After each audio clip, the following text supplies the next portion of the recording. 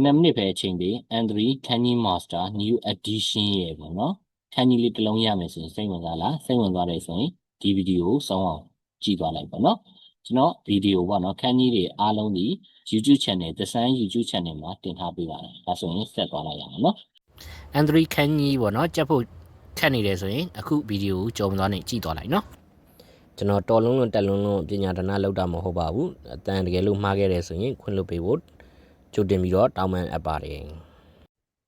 အလုံးအမြင်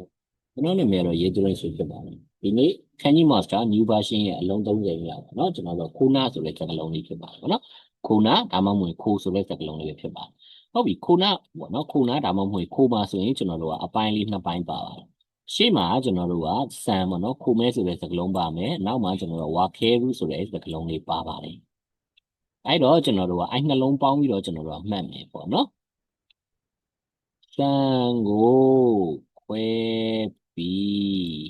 အမုံကျိတ်လိုက်ပါလို့မှတ်လိုက်မယ်ပေါ့နော်စံကိုခွဲပြီးအမုံကျိတ်လိုက်ပါပေါ့နော်ခုနအမုံကျိတ်ပြီဆိုတဲ့စကားလုံးလေးပဲဖြစ်ပါတယ်ဒါဆိုရင်ကျွန်တော်တို့ဆက်ပြီးတော့ကြည့်ကြည့်မယ်ဒီနေ့လည်းနေ့တောက်ကြနေပြီတရက်ကိုခန်းကြီးတစ်လုံးကျွန်တော်ရဲ့ YouTube channel မှာတင်ပေးပါတယ်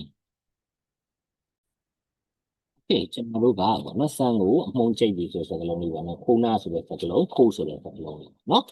ဒါဆိုရင်ကျွန်တော်တို့ကခိုးနာအမုံခိုးမူဒီခိုဂျုံမုံဖွန်မဆအမုံ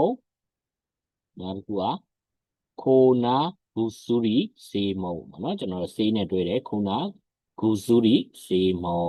I hope ဒီနောက်ပန်းနဲ့တွဲတယ်ပေါ့နော်ပန်းနဲ့တွဲတယ်ဆိုရင်တော့